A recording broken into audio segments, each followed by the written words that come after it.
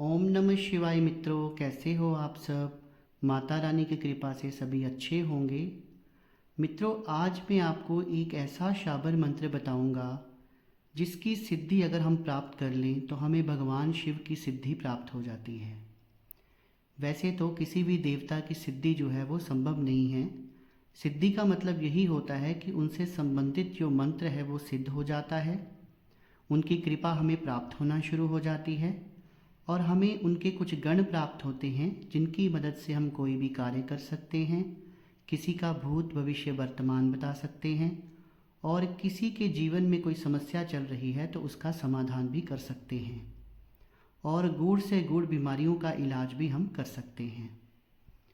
तो इससे पहले कि मैं उस विधि के बारे में आपको बताऊं, जो बहुत ही सरल सी विधि है, क्योंकि भोलेनाथ जो हैं वो भोले बाबा हैं, वो थोड़ी सी तपस्या से ही प्रसन्न हो जाते हैं और मन चाहे वरदान देते हैं। लंका के जो अधिपति थे रावण, आपको पता ही है, उन्होंने सिर्फ भगवान शिव की आराधना की, उनकी कठिन तपस्या की और उनसे मन चाहे वरदान प्राप्त किए और भगवान शिव ने भी खुश होकर उनको वरदान दिए। तो इससे पहले कि मैं विषय के ऊपर आऊँ, मेरा आप सबसे आग्रह है, जो भी मेरे इस सच्चे भगत यूट्यूब चैनल पर पहली बार आए हैं, पहली बार मेरी वीडियो देख रहे हैं, वो कृपया करके सब्सक्राइब बटन को दबाकर मेरे चैनल को सब्सक्राइब कर लें और बेल आइकन को भी प्रेस कर दें, ताकि आगे जो मैं वीडियोस बनाऊंगा उनका नोटिफिकेशन उन तक पहुंचता रहे और भक्त भक्ताई तंत्र मंत्र से संबंधित जानकारी जो है वो उनको मिलती रहे। तो चलिए दोस्तों, शुरू कर लेते हैं। सबसे पहले भोले बाबा हैं, इसलिए घर पर ही की जाने वाली ये साधना है और इसके विधि विधान में जो सामग्री है वो कुछ बहुत ज़्यादा नहीं है। आपके पास एक दीपक होना चाहिए। दीपक जो है वो घी का भी जला सकते हैं, सरसों का भी जला सकते हैं। अगर आप पहले से सरसों का दीपक जलाते हैं तो आप सरसों का जलाइए, नहीं तो आप घी का एक दीपक जलाइए। भगवान शिव जो हैं उनको धूप दीप करिए और आपने सोमवार का जो दिन है वो चयनित करना है। उसमें सबसे पहले आपने सुबह उठकर नहा धोकर साफ़ सुथरे हो जाना है। साफ़ सुथरे कपड़े पहनकर आप मंदिर जाइए, शिवालय जाकर वहाँ पे भगवान शिव का स्नान कीजिए, उनका पंचोपचार से पूजा कीजिए। उसके बाद में आपने अपने घर आ जाना है और घर आने के बाद आपने एक अपने मंदिर में उनकी एक फ़ोटो होनी चाहिए। जो शिवलिंग है उसको घर के मंदिर में तो नहीं रखा जाता है, रख भी सकते हैं, कोई बड़ी बात नहीं है, पर अगर आपके पास एक फ़ोटो हो भगवान शिव की तो बहुत अच्छी बात है। आपने आकर धूप दीप जलाना है और भगवान शिव जो हैं उनकी पंचोपचार से पूजा करनी है। आप उनको भोग प्रसाद भी चढ़ा सकते हैं, जैसे खीर चढ़ा सकते हैं, उनको आप बताशे चढ़ा सकते हैं, हलवा बना पूड़ी बना सकते हैं। आप कुछ भी, जो भी आपके मन में आए, आप भोग प्रसाद चढ़ाइए उनके आगे और धूप दीप कीजिए। एक जो दीपक है, घी का एक दीपक जला लीजिए और आपके पास होना चाहिए एक आसन। ऊनी आसन भी आप प्रयोग कर सकते हैं। लाल रंग का आसन या पीले रंग का आसन हो तो और भी बेहतर है। काले कंबल का आसन भी आप इस्तेमाल कर सकते हैं। तो ये है आपकी सामग्री जो आपको इस विधि विधान, इस सिद्धि के लिए चाहिए। तो ये सारी सामग्री आपके पास होनी चाहिए। अब मैं आपको सबसे पहले मंत्र बता देता हूँ। दोस्तों, मैं आपको एक शाबर मंत्र बताने जा रहा हूँ और ये शाबर मंत्र बहुत ही कॉमन शाबर मंत्र है और लगभग सभी जो साधक हैं उनको पता होता है। भगवान शिव से संबंधित ये शाबर मंत्र है, उनकी सिद्धि के लिए इसका जाप किया जाता है। तो शाबर मंत्र पहले सुन लीजिए। मैं कोशिश करूँगा डिस्क्रिप्शन बॉक्स में भी इस मंत्र को लिख दूँगा। आद अंत धरती, आद अंत परमात्मा, बीच में बैठे शिवजी महात्मा। आद अंत धरती, आद अंत परमात्मा, बीच में बैठे शिवजी महात्मा, खोल गड़ा दे दड़ा, देखूं शिवजी महाराज तेरे शब्द का तमाशा। ये शाबर मंत्र है और बहुत ही पावरफुल शाबर मंत्र है। इस शाबर मंत्र को आप पहले याद कर लीजिए।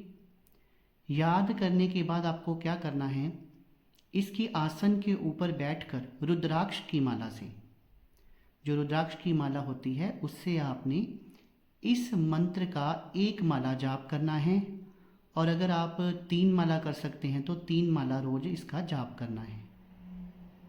ये इसका पूरा विधि विधान है। लेकिन उससे पहले आपको साधना शुरू जब आप करेंगे सोमवार के दिन से, तो मंत्रों का जाप करने से पहले आपको संकल्प भी लेना है और साथ में जो रुद्राक्ष की माला होती है उसको आपको शुद्ध भी करना है। अब माला को कैसे शुद्ध करते हैं वो मैं पहले भी अपनी वीडियोस में बता चुका हूँ, थोड़ा सा मैं बता देता हूँ। बहुत सरल है। इसके लिए उसको अभिमंत्रित या उसको शुद्ध करने के लिए आपको कहीं भी जाने की ज़रूरत नहीं है। आप रुद्राक्ष की माला जो भी नॉर्मल एक माला मार्केट से ले आइए, जहाँ से पूजा से संबंधित सामग्री मिलती है उन दुकानों में मिल जाती हैं, वो ले आइए। और उसे आपने क्या करना है, एक लोटा जल लेना है, उसमें थोड़ा सा गंगा जल मिला लीजिए और वो माला जो है उसमें पूरी रात आपने भिगो के रखनी है। और अगले दिन आपने उसमें से माला को निकाल लेना है, तो वो माला जो है वो शुद्ध हो जाएगी, अभिमंत्रित हो जाएगी। उस माला के ऊपर फिर आपने जाप करना है। तो कोई बहुत बड़ा विधि विधान नहीं है इसमें। और संकल्प कैसे लेते हैं, मैंने आपको बार बार बोला है कि किसी भी साधना को, चाहे आप 11 दिन की साधना क्यों ना उठाएं, और ये साधना जो है आपको शिवरात्रि पे जरूर करनी चाहिए। शिवरात्रि के दिन इसको आप शुरू कर सकते हैं और शुरू करके आप 11 दिन की, 21 दिन की, 41 दिन की साधना आप जो है वो उठा सकते हैं। लेकिन दोस्तों, जब भी आप कोई साधना उठाते हैं तो उससे पहले आप संकल्प जरूर लीजिए, क्योंकि देखा गया है कि जब संकल्प को लेकर साधनाएं की जाती हैं तो वो साधनाएं जो हैं वो फलीभूत जरूर होती हैं। उसके पीछे एक बहुत बड़ा कारण है। तो संकल्प के बारे में भी मैं पहले आपको बता चुका हूँ कि इसमें ज़्यादा कोई आडंबर नहीं है। इसमें आप लोगों ने हाथ में थोड़ा सा जल लेना है और जल लेकर आपने प्रार्थना करनी है कि हे भगवान शिव, मैं आपकी साधना जो है वो शुरू करने जा रहा हूँ और इतने दिन की साधना करूँगा और इतने माला मैं आपके इस शाबर मंत्र का जाप करूँगा। आप कृपया करके मेरी इस साधना को सफलता प्रदान करें, इसे सफल करने में मेरी मदद करें। इस तरह से उनके आगे प्रार्थना करनी है।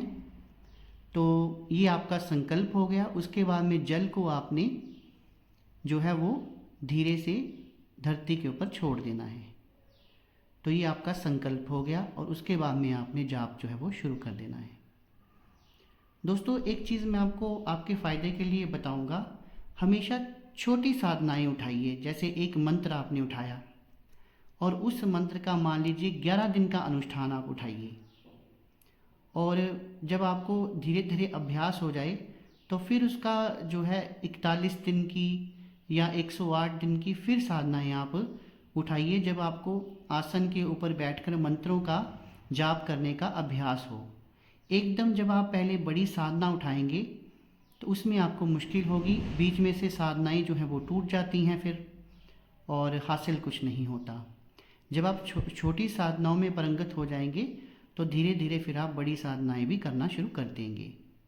तो आशा करता हूँ कि आज जो मैंने आपको जानकारी दी वो जानकारी आपको अच्छी लगी होगी, और शिवरात्रि के दिन आप इस मंत्र को सिद्ध कर सकते हैं एक दिन में। ये एक दिन में ही जागृत हो जाता है। 108 बार एक माला इसका जाप कर लीजिए और 108 आहुतियाँ हवन की दे दीजिए इसके पीछे स्वाहा लगाकर। तो ये मंत्र जो है एक दिन में ही जागृत हो जाता है। फिर आगे आप इसकी 11 दिन या 21 दिन की आप साधना जो है वो उठा सकते हैं। तो एक गुजारिश और है आपसे, अगर आज की मेरी वीडियो आपको अच्छी लगी हो तो मेरी वीडियो को एक लाइक कर दीजिए और इसे ज़्यादा से ज़्यादा शेयर कर दीजिए। दोस्तों, आपने मेरी वीडियो को देखने के लिए अपना कीमती समय निकाला, उसके लिए बहुत बहुत धन्यवाद। शुभ रात्रि।